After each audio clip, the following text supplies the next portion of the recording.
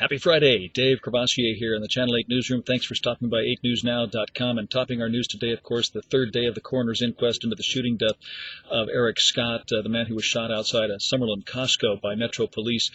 They were looking for his girlfriend, who was with him at the time of the shooting. Supposedly, she cannot be found, so there's no subpoena to deliver to her, but they did find some interview material from her where she testified into the courtroom today by videotape.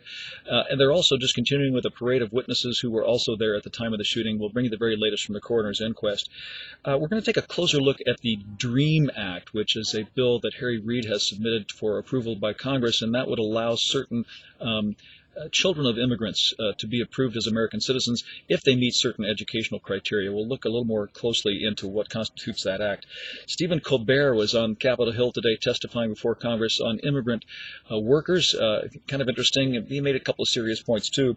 Lindsay Lohan, back in jail, back in handcuffs. We're breaking her probation. We'll show you the pictures.